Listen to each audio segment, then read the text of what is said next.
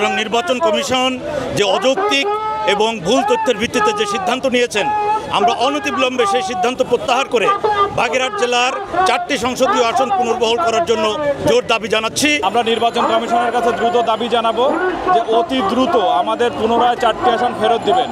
ধন্যবাদ। আপনারা জানেন যে বাগেরহাটের 4টি নির্বাচনীয় আসন থেকে এটাকে কেটে 3টি করা হয়েছে। আমরা বাগেরহাটবাসীর তীব্র নিন্দা এবং প্রতিবাদ জানাই। যদি আমাদের দাবি নির্বাচন কমিশন মেনে না নেয় তাহলে আমরা সর্বাত্মক আন্দোলনে যাব। আপনারা জানেন যে আমাদের বাগেরহাট থেকে যদি আমরা এই বাংলাদেশকে অচল করে দেওয়া সম্ভব যদি আমরা বাগেরহাটবাসী আন্দোলনে নামি, সেক্ষেত্রে আমরা নির্বাচন কমিশনের কাছে দ্রুত দাবি জানাবো যে অতি দ্রুত আমাদের পুনরায় 4টি আসন ফেরত দিবেন। আপনারা জানেন যে বাগেরহাট একটি অতি গুরুত্বপূর্ণ জায়গা। খুলনাকে কেন্দ্র করে যে বৃহত্তর অর্থনৈতিক জোন গড়ে তোলার পরিকল্পনা, বাগেরহাট তার ভিতর অন্যতম গুরুত্বপূর্ণ জায়গা। বাগেরহাটের মোংলা পোর্ট বাংলাদেশের 2য় বৃহত্তম পোর্ট। এখানে সুন্দরবন আছে, এখানে 60 গম্বুজ মস্ক আছে। বিশ্ব ঐতিহ্যের 2টি গুরুত্বপূর্ণ স্থাপনা বাগেরহাটে। এই বাগেরহাটের সুন্দরবনকে প্রোটেক্ট করার জন্য, এই সার্বিক যে আমাদের পরিবেশ রক্ষার জন্য সুন্দরবনের যে ভূমিকা, এই সুন্দরবনকে দেখার জন্য হইলেও একজন আমি মনে করি সংসদ সদস্য দরকার, শুধু সুন্দরবনের জন্য।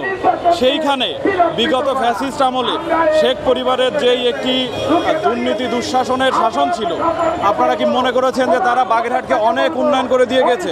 আমার একটা কোশ্চেন এই সরকার এবং নির্বাচন কমিশনের কাছে, আপনারা আসুন এবং দেখুন বাগেরহাটের কি উন্নয়ন তারা করেছে। বাগেরহাটে কার্যকর অর্থে কোনো কাজই হয় নাই।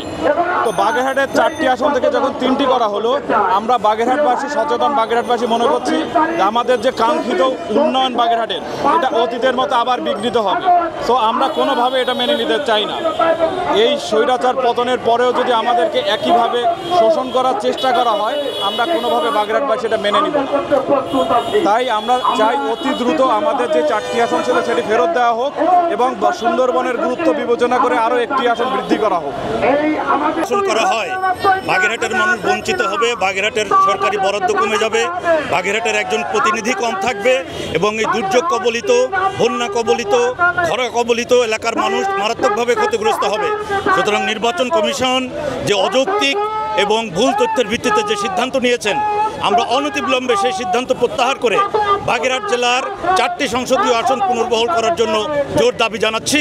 এবং তা না হলে পরে আমরা আইনগত লড়াই, নির্বাচন কমিশনের সঙ্গে লড়াই এবং রাজপথের লড়াই সম্মিলিতভাবে আমরা বাগেরহাটবাসীর এই অধিকার আদায় করে নেব ইনশাআল্লাহ। নির্বাচন কমিশনের সঙ্গে আপনাদের সর্বশেষ কোনো কথা হয়েছে কি? নির্বাচন কমিশনের সঙ্গে আজ বিকাল 5টায় আমাদের স্মারকলিপি দিব। সম্মিলিত যে আন্দোলন কমিটি গঠিত হয়েছে এবং আমরা দেখব যে তাদের সিদ্ধান্ত কি হয়। এর পরবর্তীতে আমরা আমাদের কর্মসূচি নির্ধারণ করব।